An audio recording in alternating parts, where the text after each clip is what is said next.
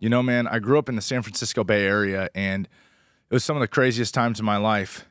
Growing up out there and getting myself into all kinds of trouble.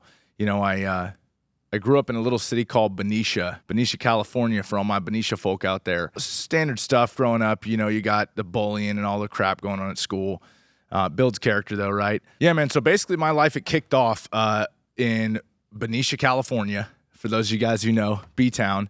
And yeah, I grew up out there and spent a lot of young years getting into a lot of freaking trouble, man. I mean, we did all kinds of crazy stuff. I remember times of us going out to San Francisco and you know, telling our parents we're over at our buddy's house and we're taking the public transportation out to San Francisco and, you know, doing all kinds of hoodlum stuff, freaking lighting fireworks off and shooting them at people's windows and all kinds of, you know, that led to, you know, drugs and alcohol and all that kind of fucked up shit, man. And but you know what? I'm actually super grateful for all the experiences that I went through because, you know, I really feel like that it's from the pain that we go through and the trials and tribulations that follow, where the character's built and where we really learn how to do it the right way. And, you know, I think that there's something to be said about how, you know, you want to be able to learn from other people that have already been where you want to go, because a lot of the times you can save a lot of time doing that. But I tend to believe that in doing that, the lessons that you learn don't stick the same way that they do when you actually went through the experiences yourself and had to go through the pain. I think that the answer is always to go through the pain that is being, you know, brought to you, because the thing is that it's there for a reason. You know, it's making its way into your environment because you have, whether it's a barrier or a boundary, sorry, that you need to work on, and, you know, or it could even be like, you know, just the point is, it's like, man, you know, the things that happen around you really are a reflection of what's going on inside you. And if you don't like what's going on around you, the more that you can focus on what's within, when you change that, your boundaries, your standards, everything rises with it. And then your environment adjusts with it as well. And all of a sudden, those things are no longer present. You know what I mean? So I would just say that, you know, I've been through a lot of shit in my life, man. I went through, you know, growing up in the San Francisco Bay Area, which was a very interesting experience in and of itself. You know, my dad being homosexual, being bullied by kids at school and whatever, you know, like all the stupid shit. Mom went through a lot of different relationships. It was every 3 to 5 years, it was like there was a new guy that was in our life that we looked at and we thought we could call dad, and then all of a sudden he wasn't there. And I think even from that experience, a lot of the things that I took away were to build this certain level of self-reliance, because I just realized, I think early on, that, you know, no one else is going to fucking come and save me.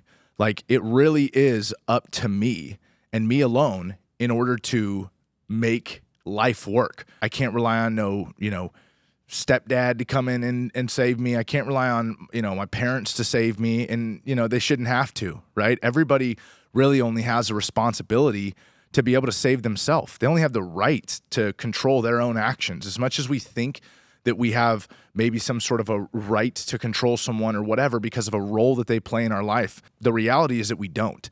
And I've learned, that's another lesson that I feel like I've learned time and time again. And, you know, coming from someone who had such a interesting experience growing up and such a lack of control, or what felt like a lack of control at the time, over my environment, you know, I really feel like that's a lesson that I've been learning throughout life, is just that the only person that I can control is myself.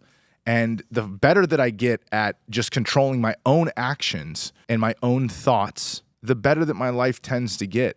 And the freer that I feel too, because, you know, when you're worried, or when you're more focused on people and their opinions of certain things, or of things that you do or don't do or whatever, the less life that you get to live and the less that you get to learn.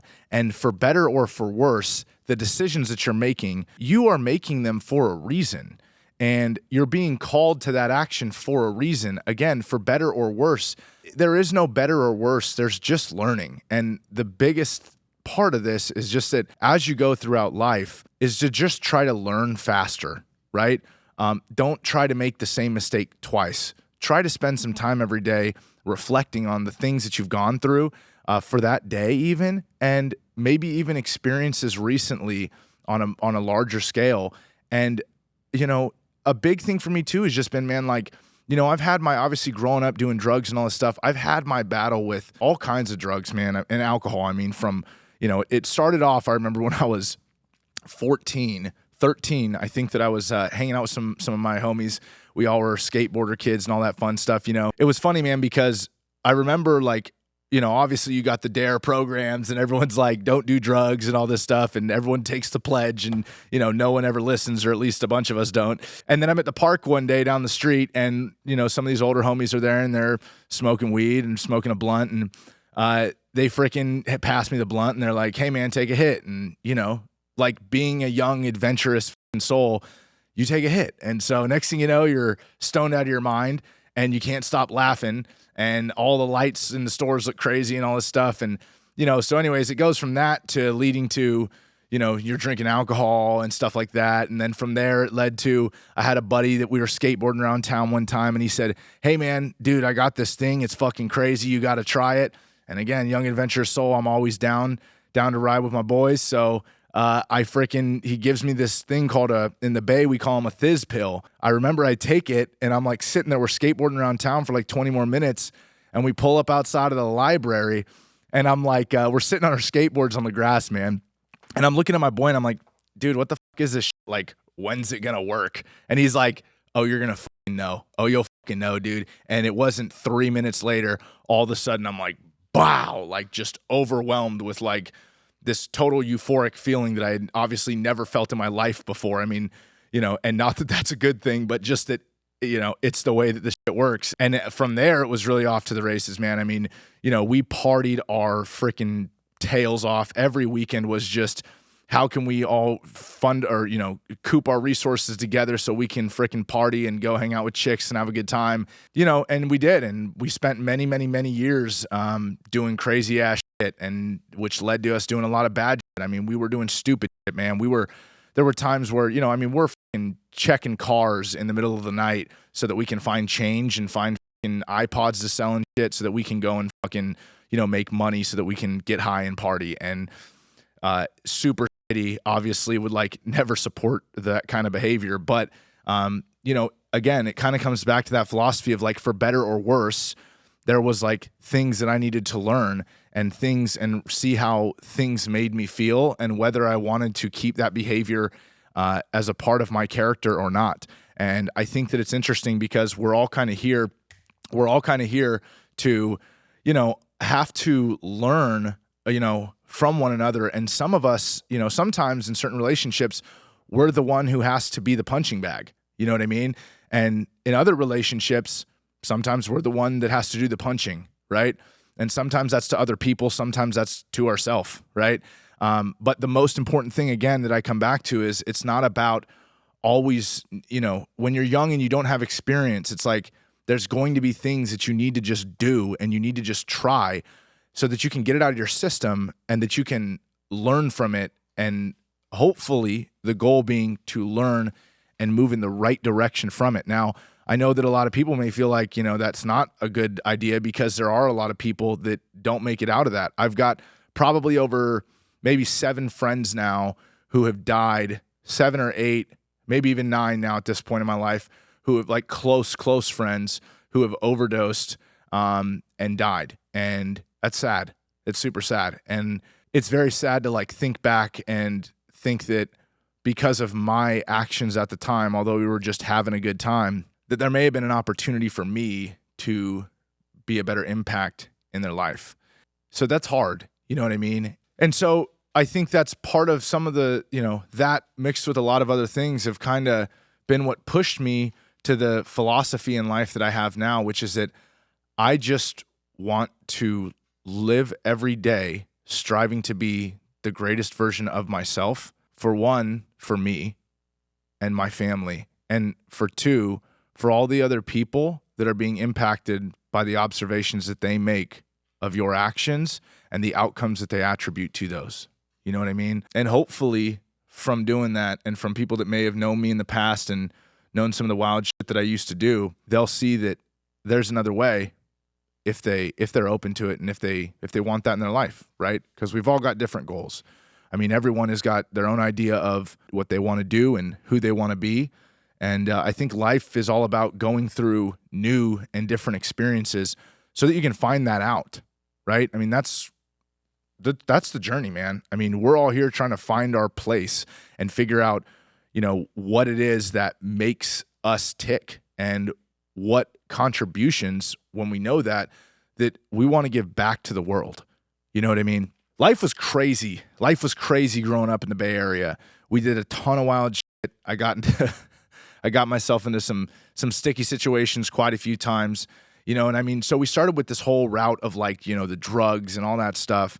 And that kind of led into, we started hanging out with some older homies, and, I had buddies who were, by 16, I was seeing guys, pimping chicks out, and freaking I'm hanging out doing coke at hotel rooms and fuck hookers at 16 and all kinds of shit that just, probably not the best, probably not the best environment to be in, right? But when you're that age, you don't really think about that stuff. You just think that it's a wild ride. And I think that, I've always had this all in or all out mentality with life, where I just fucking go hard, man. Like everything that I do, I fucking do hard. I'm all in or I'm all out. And that can be a blessing at times, because it makes me able to put in a massive amount of work in whatever direction that I'm focused on, and just be laser focused to where there's not a damn thing that's going to shake me off. It doesn't matter to me what anyone says. It doesn't matter to me anyone else's opinion. It doesn't matter how I'm feeling. I'm just going to fucking go. And that's great when I'm aligned, right? But when I'm not aligned, I've found that can lead me down to some very dark places that I've been quite a few times in my life. I think, again, man, it's like I said, we went from doing all this crazy shit growing up and doing the drugs. And I mean, I literally, had a buddy of mine at one point. I remember telling me this buddy of mine who was, he was a pimp. And he was one of the older homies that we hung out with at the time. And he told me one time, if I can't freaking even remember what it was at this time, but it was something about I don't even fucking remember.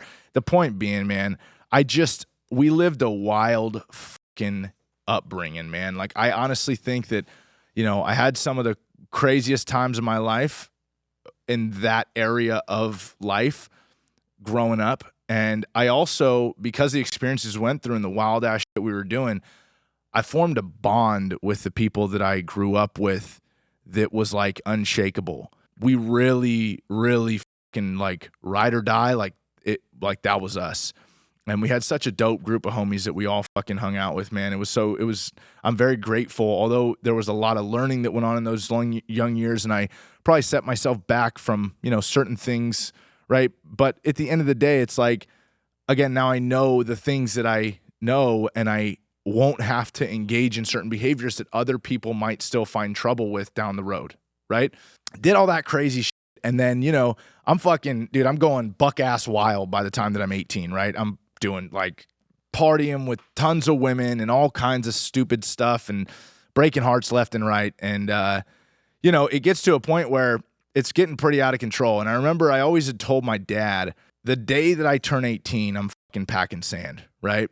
And I remember it was always a joke, almost haha, yeah, okay, you'll be back, whatever. And I remember on my 18th birthday, the morning of my 18th birthday, I woke up early and I packed my shit in a suitcase, and I freaking came down the stairs, boom, boom, boom, boom, boom, boom, boom, with the suitcase. I go outside, and my dad comes out, he's like, where are you going? And I look at him and I was like, dude, I told you the day that I turn 18, I'm out of here. I ain't doing this shit no more. And so, I packed up my shit and I left. And I spent the next several months bouncing around from this friend's couch to that friend's couch until their parents were like, you need to go home, da, da, da, da, right? You can't stay here forever. And eventually it led to me sleeping in the backseat of my 1994 Toyota Tercel, if you guys remember those. And dude, it was a car I picked up for $1,000 freaking dollars. It had when I picked it up, it was super oxidized, way fucked up, this light sky blue color, right? And I thought I was oh, I'm about to spray paint this black and da da da da da.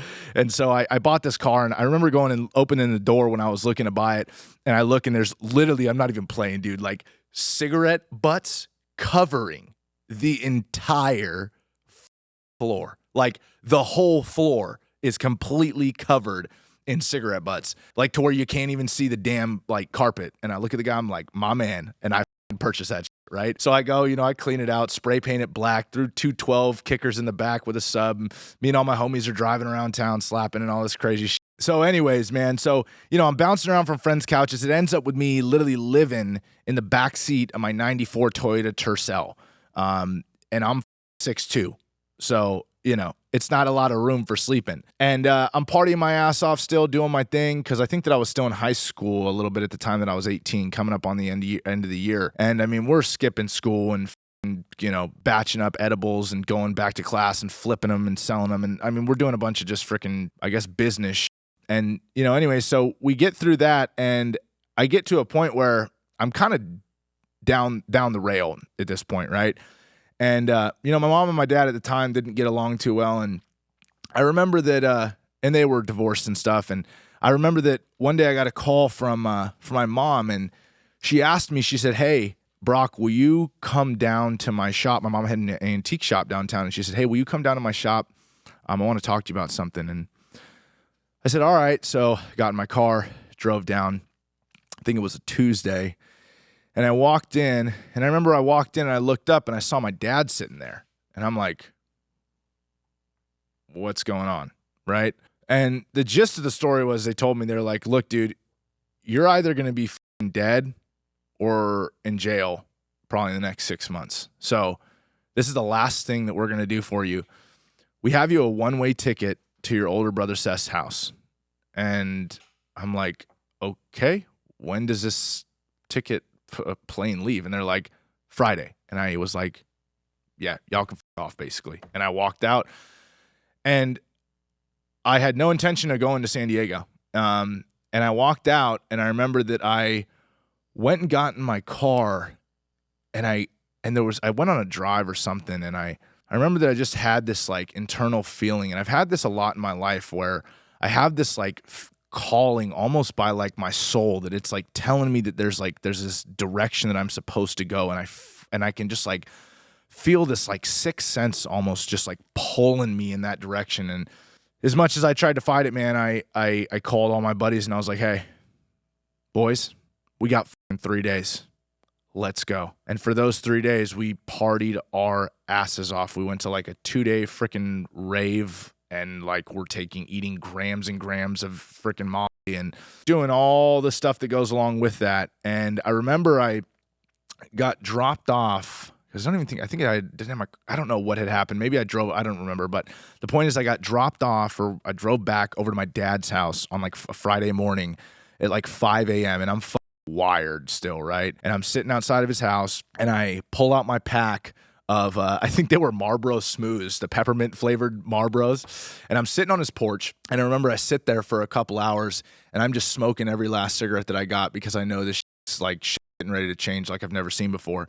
And yeah, and I mean, because I didn't really, my older brother, he had a different dad, and he grew up with his dad more and kind of visited in the summers and stuff. So I really didn't know him that well. I just knew that he was in the military. He was in special operations. He was a bomb tech.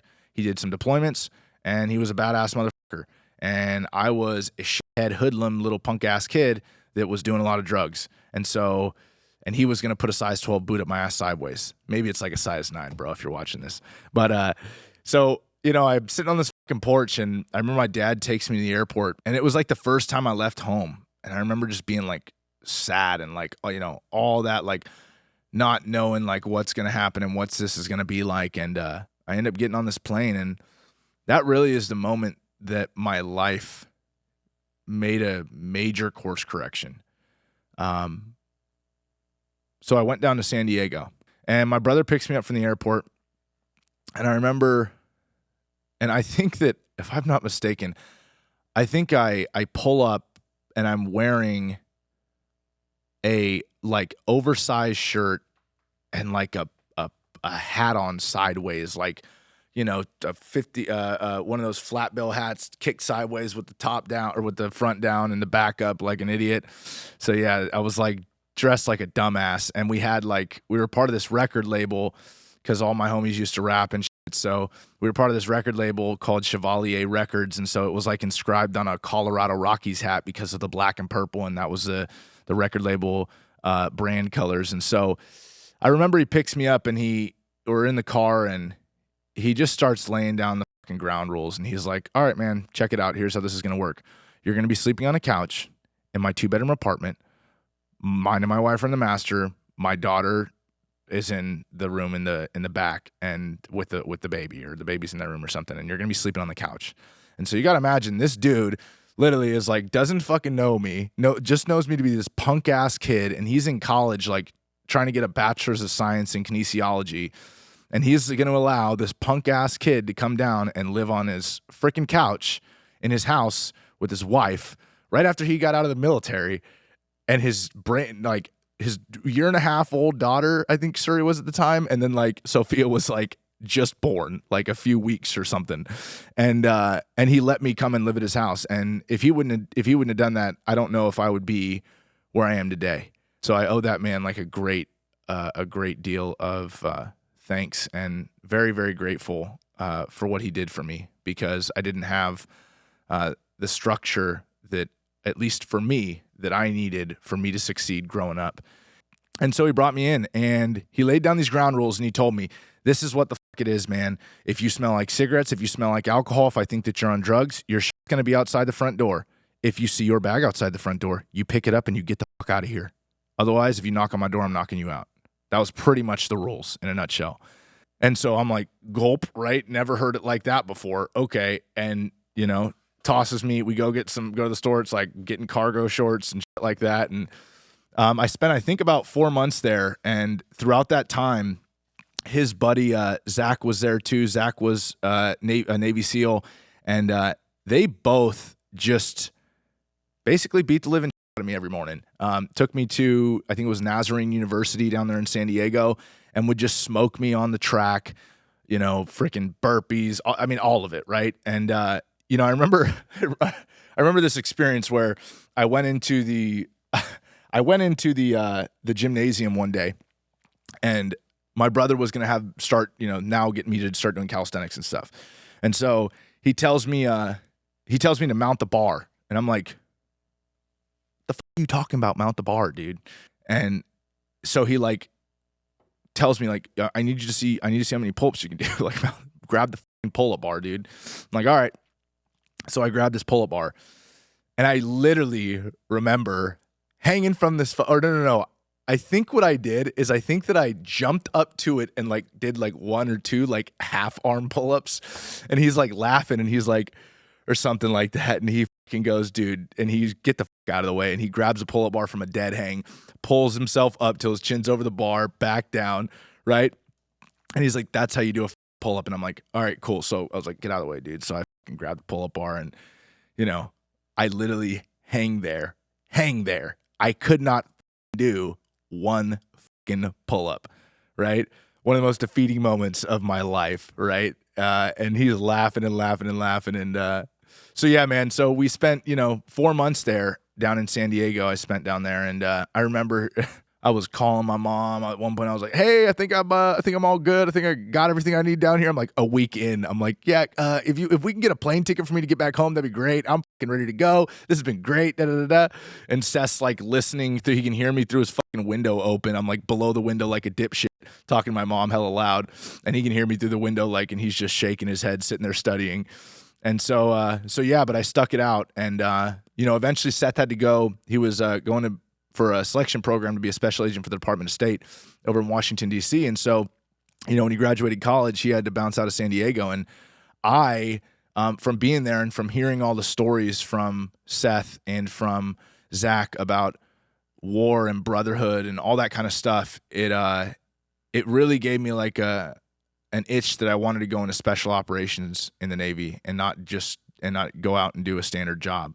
And unfortunately, what that meant is that I had to go through a qualification process where I had to, take a PST, a physical screening test, do very well on my ASVAB and all that kind of stuff. And so that meant that I had to go back home because I wasn't in the place yet physically where I could do that after 4 months. And so I went back home, and I remember I'm getting off the escalator at the airport, and my mom was like looking at me like, what the f-? Because I looked like a totally different human from who she had ever seen. Like, she did not even recognize it as me other than my face. And I carried myself different, and I had a different character at that point. And so I kept training and spent a lot of mornings going and running at the state park, burpees, push-ups, pull-ups. I mean, all of it. My boy Danny Knight was right there with me, training a lot of times too. And then every Thursday I would have to, so I came back and at first, I'm getting settled, and I had already had a job lined up with some buddies that I grew up with at a Cycle Gear, the main distribution center. And so I start working there, and me and all my homies get a 3-bedroom apartment. And so, we've got our own apartment, we got jobs, all this kind of stuff. We get motorcycles, we're all riding motorcycles. I'm training every morning or whatever, trying to get my numbers up for the PST, which is this basically a 500-meter swim, max push-ups in 2 minutes, max sit-ups in 2 minutes, max pull-ups in 2 minutes, and then a 1.5 mile run. And your scores on that, with your ASVAB calculate out to give some sort of a score that ranks you out against everyone else in the country. And then there's a certain number of slots. Highest scores get the slots, and that's kind of how the game works. I came back and I kept training. And after that, eventually, so every Thursday I had to drive all the way up to Santa Rosa, which was where there was a retired Master Chief Navy SEAL, Shane Ludwig, who was hosting the PST every week. So 45, 50-minute drive on a motorcycle early in the morning, I think it was every Thursday or Tuesday or something like that we went up there and ran through the PST and basically just got absolutely smoked, right? The problem I ran into was that at some point when I was working at a Taco Bell when I was like 16 or 17, I had gotten terminated because I had marijuana in my bag. And one of the ladies actually had searched my bag, like going through my shit I accidentally left at work. And she went through my shit and then found it and then reported it to a manager while trying to steal my shit. So anyways, or whatever she was doing. So it is what it is. But I ended up getting a possession of marijuana charge on my record. And at the time in the military, for special operations contracts, they did not allow you to have possession of paraphernalia, any of those kind of charges. And so I kept going to this. When I went there, one of the first few times, Shane Ludwig told me, he was like, "Dude, listen, like you have this thing. Like I'm not going to be able. I don't think that you're going to be able to do anything." And I told him, I was like, "Well, then I'm just going to keep coming back until you tell me something different." And so every Thursday, I kept going back. I went back and I went back and I went back, and I'm going back now. It's like 9, 10, 11 months that I'm going to this thing every Thursday. And there's guys that live in town that like have cars and it's piss and rain and they're not showing up. And I'm literally on, like, at one point I remember on a CBR 929RR with a bald tire, metal band showing on the back tire, and, getting ready to pop. It's pouring rain. I've got a backpack on with 2 fins strapped to my back, driving 50 minutes to get up to this event on Thursdays. And so, from my understanding, Shane eventually starts calling around. And he's like, "Dude, this guy is fucking, like, I've got guys in town that aren't showing up for this shit. And this dude's driving on a motorcycle with fins strapped to his backpack, and you're telling me that he can't fucking get a damn contract." And so there ends up being all this back end stuff that goes on. And one day I get a call from Shane, and he tells me, "Hey man, when can you get up here? I need to run a PST on you. We just got the regulation changed. They are allowing anyone with a possession of marijuana charge," I think it was of less than an ounce or something. There was like a stipulation, but anyone with a possession of marijuana charge of less than an ounce to get a contract for special operations now. And so I'm fucking stoked, man. So I go up there, I fucking smoked the PST, I auto-qualified it, I didn't even have to fucking compete, and I got my contract. And it was for like February. And I said, "Hey, can we get out of here any sooner?" Boom, next thing you know, it's moved up to December. I think this is in like fucking October, November. So I'm like, boom, get it, boom, I'm gone. And so I went off, and from there the story goes, went to boot camp. We went to you go to a dive prep program right after boot camp, and it's basically just, I think, 2 or 3 more weeks across the street in Chicago where they just smoke the living hell out of you so that they can hopefully, I'm guessing, save the cost of flying people all the way down to dive school before they have to re-rate them when people quit or fail for whatever reason. And so anyway, so we go to dive prep, make it through that. 2 weeks of just getting freaking smoked. I mean, bear crawling in the snow and tiny white shirts and tiny dive shorts, and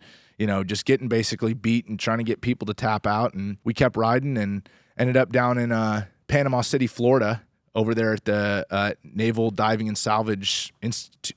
I don't even remember the name of it anymore. Yeah, the dive school down in Panama City. Spent 2.5 months there. Did a lot of stuff with learning scuba, Mark 16, closed circuit rebreathers, and all that kind of fun stuff. Met a lot of really great people and good friends along that journey, and I hope they're all doing really well. And from there, we went over to EOD school, which was at Eglin Air Force Base, Nav Scaliad, and then ended up heading over to, good Lord, after that we went to, I don't remember if it was small unit tactics first. We went to Expeditionary Combat Skills, which was over there near, gosh, I can't even remember the name of that place anymore. Can't remember the city where it was at, but it was something there right up, I think, near Louisiana or something like that. And so I went to that was just for a few weeks, and then we jumped up to jump school, airborne school over there at Fort Benning, did that for a little bit, and then headed over to small unit tactics at EOD Training and Evaluation Unit 1 or 3 or something. Anyways, in San Diego.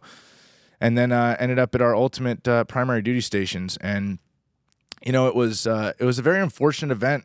Like, so it was great, right? Like, I make it through all of this training and all the selection process to be an EOD tech. And then I end up getting in this really shitty situation eventually in the military where I get in I got in a very bad motorcycle accident. I was like heading down this road, and this guy was parked in the shoulder, and he made an illegal U-turn, and I'm going 45 or 50 miles an hour, and he makes an illegal U-turn, and I end up impacting the front left fender of his SUV at 50 something miles an hour, and literally like launch down the fucking road, toss and tumble and all this stuff. And I wake up the next day in the hospital, and I can't even fucking lean up in the bed, and it fucking sucked. You know, it was like going through all the pain to get the reward that you want, and then getting none of the glory. And there was something about that it was something that always stuck with me and was very hard for me to sit through, because it was like I had it in me, but I never got to actually like do the thing that I had set out to do.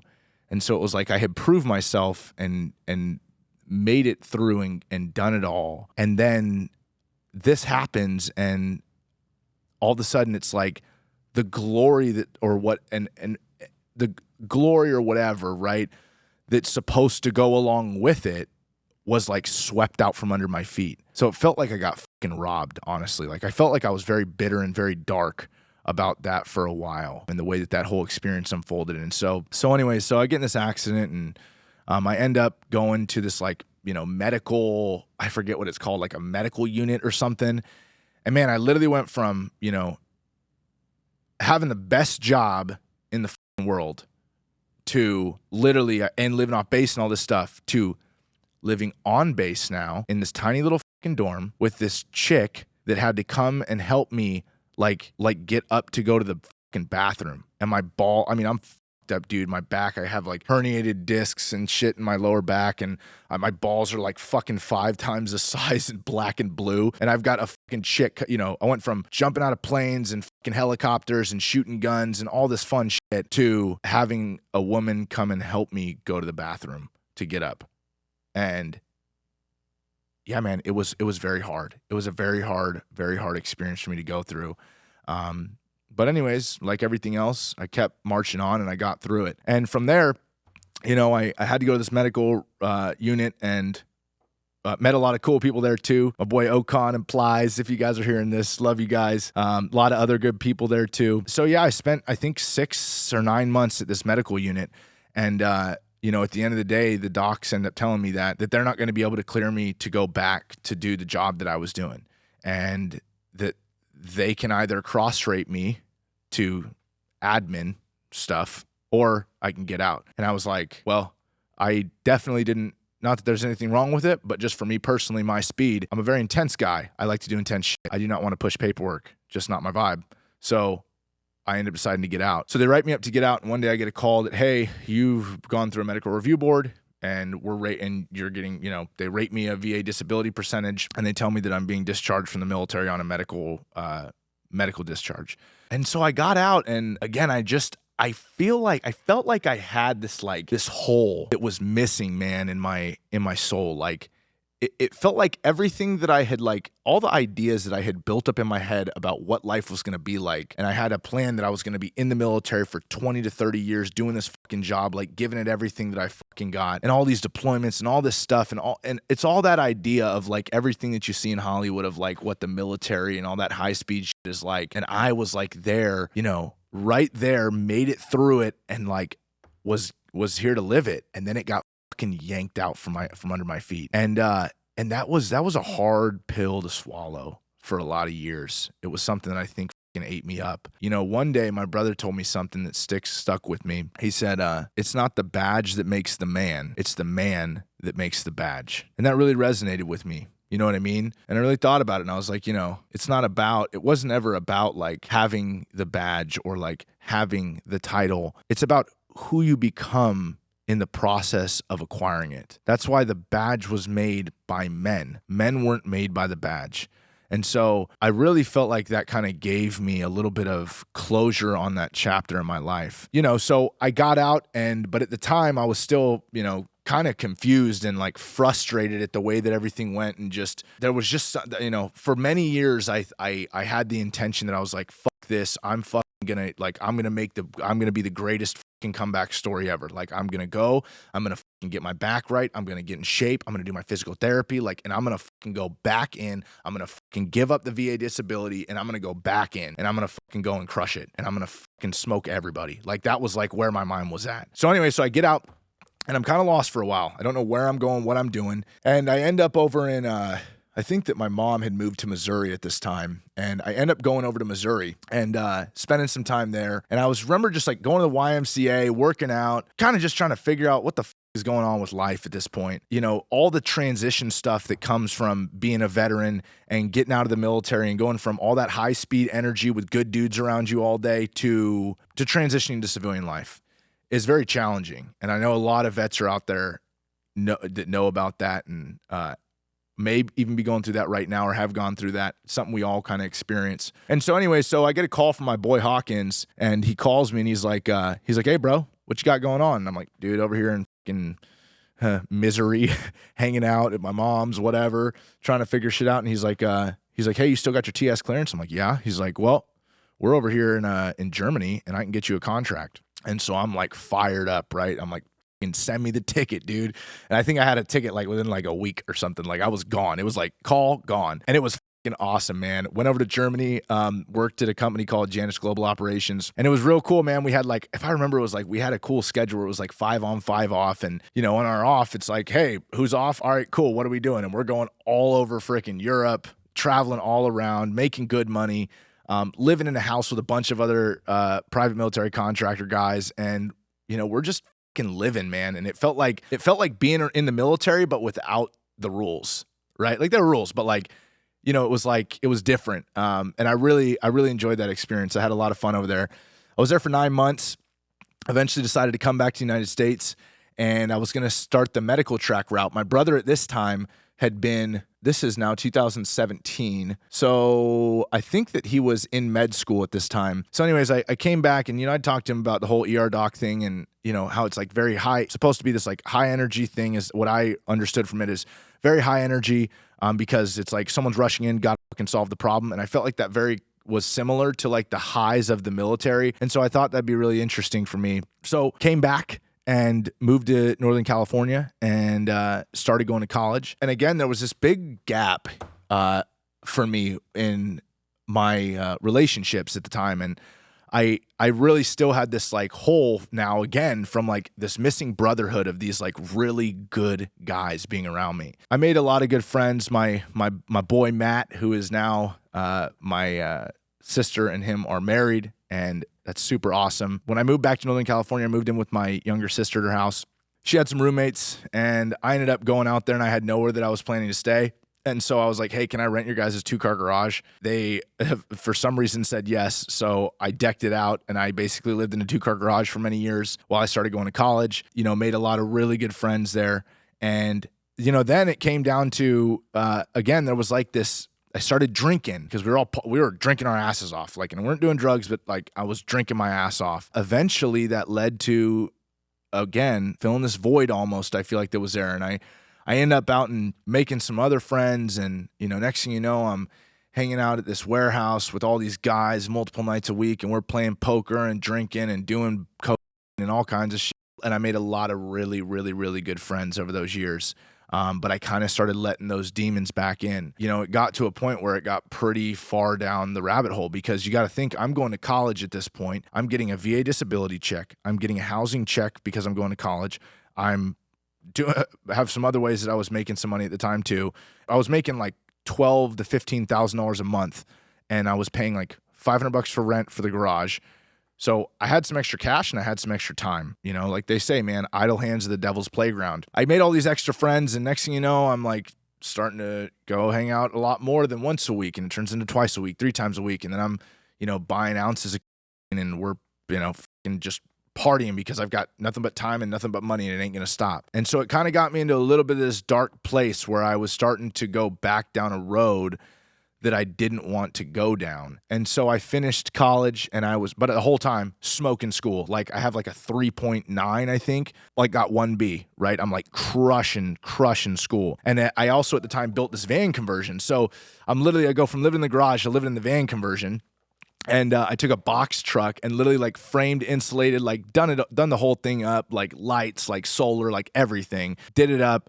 And I lived in a box truck for like 3 years of my life, traveling around California with my dog Bentley, who was a puppy at the time. And man, going up to the Tahoe Mountains and just freaking chilling by the beach. It was such a dope life.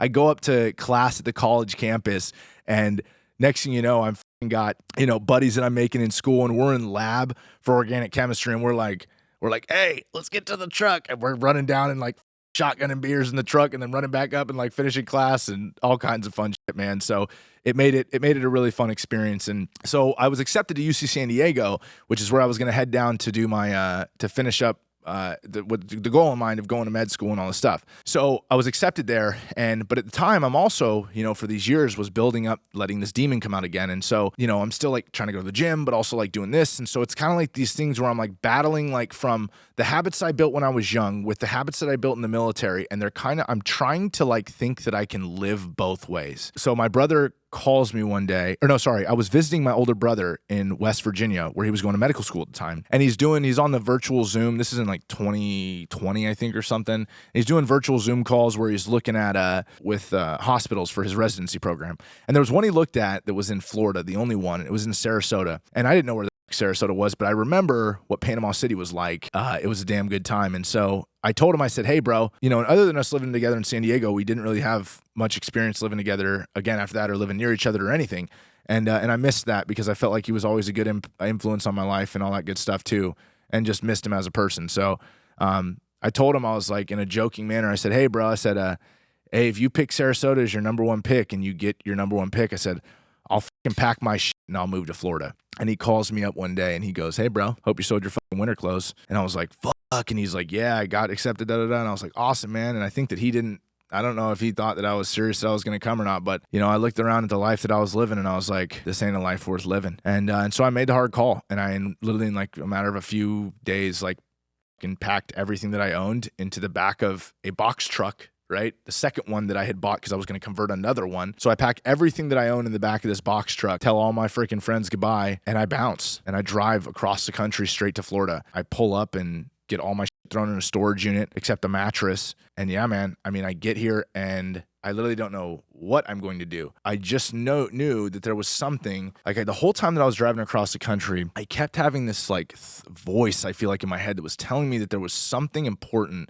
that I was coming to Florida for, and that me and my brother were going to do together. And so came all the way over here. And what was crazy is me and him, I think we were sitting on the beach, and I didn't even mention this to him. And he looked at me and he was just like, dude, I don't know what it is, but I kept having this feeling that like there's something that we're supposed to do together that's going to be great. But I feel like that there's a reason that we're both here. And it like gave me chills because I was like, dude, I was literally like hearing a voice multiple times across the country hearing the exact same thing. And, so we get here and we don't really know what all this is, and we're trying to figure things out. And he's, hella busy. He's in residency now and, working his ass off. They work them guys like dogs when they're in those residency programs. And so he's going through that, and I am trying to figure life out. And I'm like, I don't know what the fuck I'm going to do. I end up realizing I'm like, I don't want to fucking work for anyone again. I hated the fact that I was in the military, that I had done that I put in all this fucking work to change. Not only like, it's not like I just like was on the high school football team and was in shape and then decided to go out and try out to be in spec ops, right? It was like,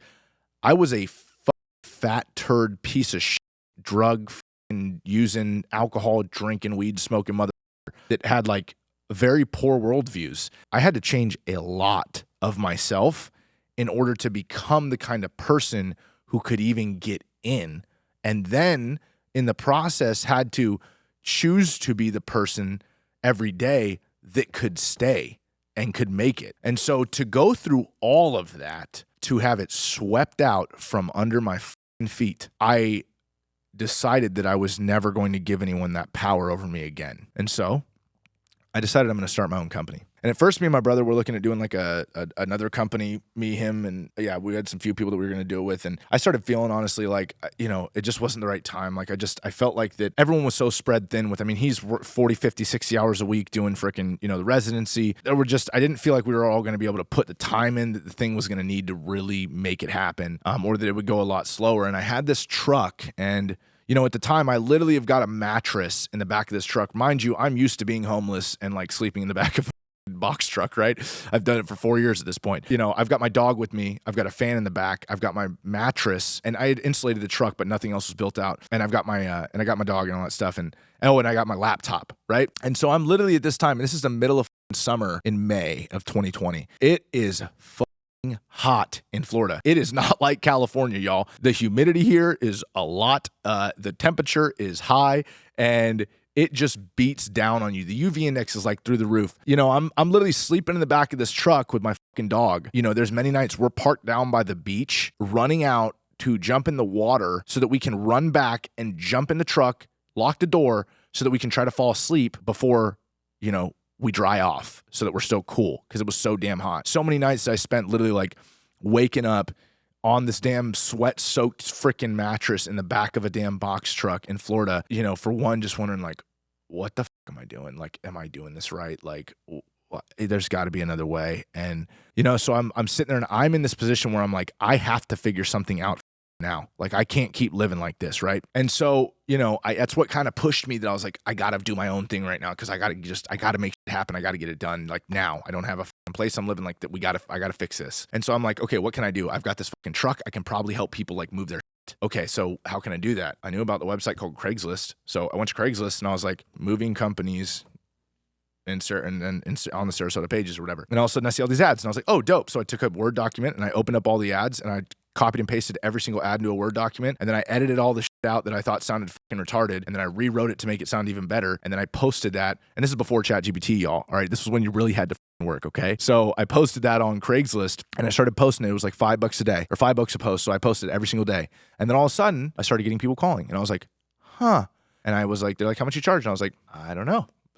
At the time, but I made up a number, right? And then I started calling all the companies. I'm like, what is everyone else charging? And, you know, I think I was charging them $120 an hour for 2 guys. And they're like, all right, great, I'll book with you. And I was like, what the fuck? And so I'm like, how do I get another guy? And at first I grabbed my older brother. I'm like, hey, can you help me do this job real quick? Like, and he's helped me, and, you know, but he ain't got time to do this shit. So I ended up hiring this Hispanic dude, didn't speak much English. And I'm like, I'll pay you this much an hour or whatever. And I'm like paying him under the table. I'm taking cash only from people. And that was the start of Happy Helpers Moving Co., you know? And so it was crazy, man, because I literally, that first month that I was in business, mind you, I was doing all of the work, right? So when you're self-employed and you do all the work, you can make like good money out the gate. I'm doing the product, obviously the service development, figuring out what we do, the marketing, the sales, operations, the billing, and the customer service, all myself, and with a guy helping me do the moves. And we didn't know what the hell we were doing. We were taking people's stuff, and we didn't have furniture pads. I went to Home Depot and I bought a bunch of shrink wrap and tape. I think I literally at the beginning had taken shrink wrap and just like shrunk wrap items and then was like, and then like taped it around it. Like there were some pictures that I had at the beginning that when I hired my first guy who actually had experience, he was like, bro, you got to take that shit down. I was like, what do you mean? He's like, none of it's padded. I was like, what's that? And because, you know, we didn't have money growing up. We didn't hire movers. We grabbed a damn U-Haul and threw it in the back of the damn truck. And my mom had 6 kids. So you want to talk about like, we had free labor, right? So we didn't ever have hire movers. We never seen that kind of life, right? And so it was kind of crazy, man. Like we kicked it off and we got started. And from there, you know, I started I'm like, okay, I got to figure this thing out, like actually how to do this good.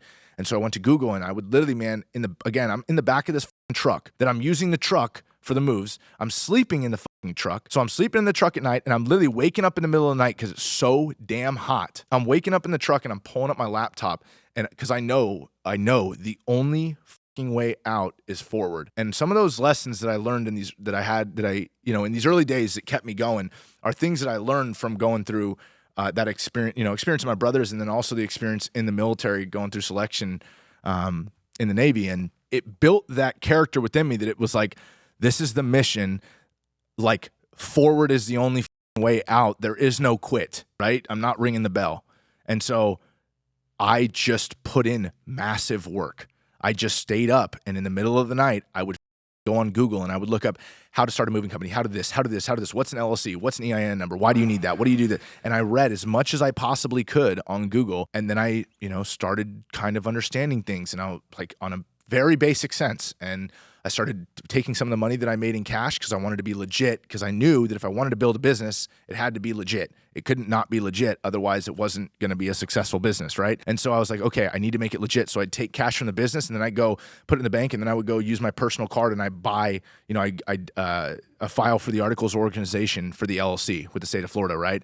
And then eventually I would go and I get the EIN number. Okay, now I can hire people, but what kind of insurances do I need? Oh, I have to get this interstate mover's license number. So I got that. And then I'm like, well, to get that, what do I need? Oh, I need these insurances. So I started just like piecing everything together and just hoping that it worked, And so it did. And, I eventually started learning. I started buying programs online about how to run a moving company. Louis Massaro was a huge thing for me on the early days. And it really gave me a blueprint that I was like, oh, this makes sense. This is how a system works. And then I'm a master executor, so I just executed on that for as many hours a day as I possibly could outside of me needing to sleep.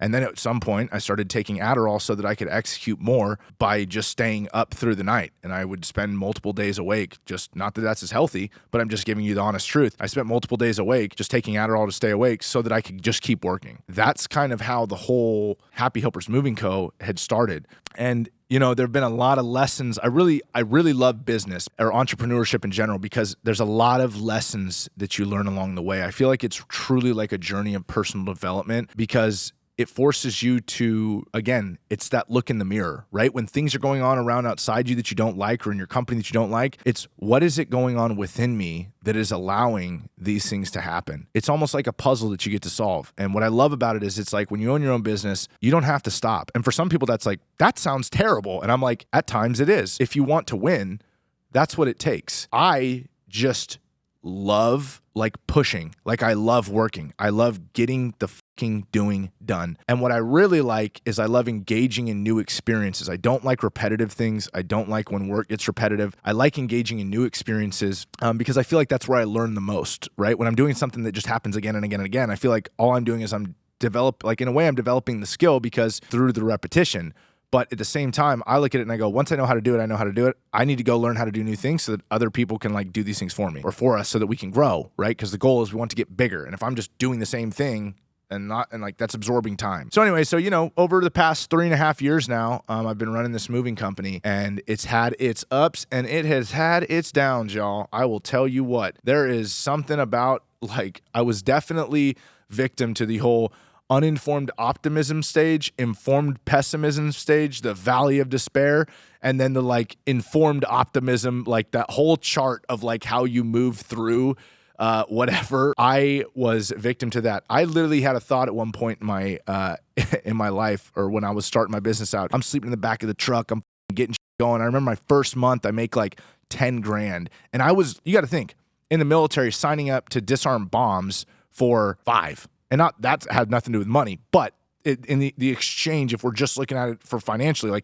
the exchange of that risk versus for $5K, I was and I just made $10K, and yeah, I worked my ass off, but I just made 10, and that was the most money I'd ever made just from my thing in my life. And so I realized I just had this feeling of just what the fuck have I been doing? And I started to realize, I was damn, I started reflecting on my life and everything that kind of got me to where I was at. And, I started having this realization that there's a lot of other vets out there who are getting out right now and are going to go through the exact same shit I went through, that are going to feel lost along the way and aren't going to know how, maybe some of them will, but some of them won't choose the healthy ways to navigate that, I started really thinking that the impact that I want to have was on creating an opportunity for veterans to obtain financial freedom. Because to me, a veteran is someone who was willing, out of the sheer sense of patriotism, was willing to go in and sign their life on a check that could have an amount due up to of their life for a measly $3,000 to $5,000 a month, because they have a selfless nature to them that they're willing to put their life on the line in service of another. And the sad thing about it, there are many times that the military is defending the country, but I also think that there's a lot of times that they are trading American bloodshed for access to resources. And that's an economy. And the difference about that economy is that people have to die in that one. Good people, the best people, have to die in that economy. And so I believe that there is no one more worthy of knowing the truth about how economies work and how to make money and obtain financial freedom in your life than a veteran, because of the sacrifice that they're willing to make that nobody else would. And so because of that, I decided that I wanted to create a space where veterans could come and work with other veterans after service to their country. And so we have Happy Helpers Moving Co., a veteran-owned and veteran-operated moving company, currently based out of Sarasota, Florida, getting ready to dominate the state of Florida. Our intention with this company is that every operations manager at this company will always be a veteran. That people can count on. The opportunity is that if someone gets out of the military and they didn't have the opportunity to save money, they can come and work at a place with other veterans where they can feel have like they have that sense of brotherhood back, and people who know the shit that they go through, and they can come out and deliver a great service to the people of this community or of the communities that we're in, so they can go from serving their country to serving neighbors like you. And in that process, they're going to understand how the inner workings of the part of the business that they're in works, and they're going to see why it works and all the things that need to be right to make it work. And they're going to be able to save up their money. And then they're going to be able to, as soon as they save up their money, they're going to be able to buy into the company and buy their own franchise. And then they're going to be able to hire their own operations manager who's also a vet, and hire other movers, help their operations manager hire other movers, some of the movers that will also be vets. And they're going to be able to create that same lasting impact for other veterans that we all wish we had when we got out. That's kind of the vision of where Happy Helpers Moving Co. is going. I think that it's a worthy cause. I think that it's, since being in the military, it's one of the most, if not the most worthy cause that I've found worth fighting for. Since being, deciding to go through the EOD selection program, I believe to my core that we're going to save a lot of lives and that we're going to help a lot of people find financial freedom, because there's no one else who deserves it more than a veteran. So that's what Happy Helpers Moving Co. is here for, and that's what we're going to do. Super awesome. I've got a freaking amazing core team in here. All the people that we have working here are so great, and we're really, again, my ops manager here in Sarasota, CJ, he's a badass motherfucker.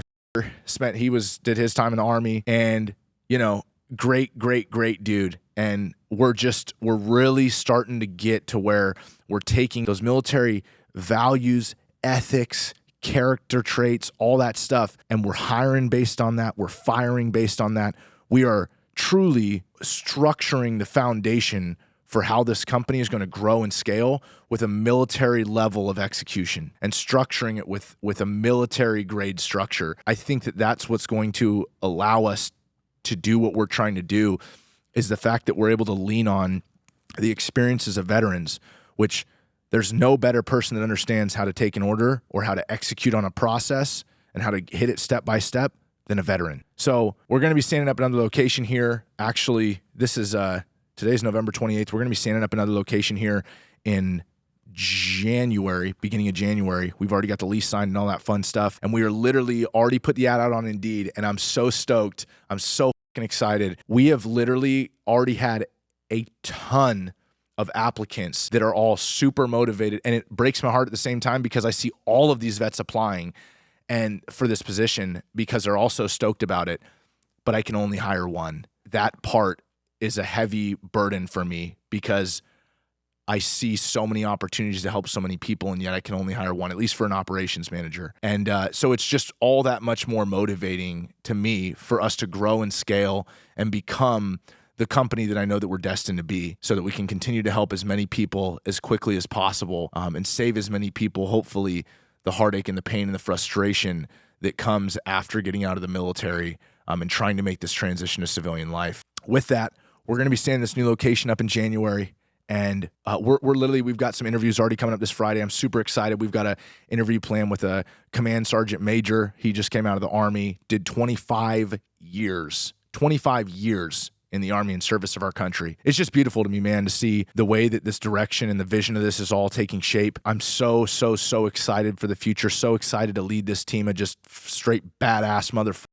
You know, like I've told my guys many times, there ain't nothing more deadly in the world than a team of U.S. military veterans. That's the plan. That's what we're going to do. That's the story, you guys, of how we got to where we're at and where our plan is to go. So if you see Happy Heroes Moving Co., I kind of let that one slip. So it's Happy Helpers Moving Co., but we're going to be probably rebranding to Happy Heroes Moving Co. in the near future, because that's what we're trying to make, is we're trying to take a bunch of heroes and give them a life worth living and make them happy again. If you guys are looking for moving services or anything like that, by the way, if you're seeing this video, and we are in your city, please don't hesitate to reach out. We would be more than happy to serve you. We deliver professionals with a smile to every move. And, you know, for those of you guys who are patriotic or who do appreciate the sacrifice that people in the military make, it would be greatly appreciated, because your support is what is supporting our ability to expand this cause and be able to help more and more veterans along the way, because that's really what this is all about. This isn't about making money or anything like that.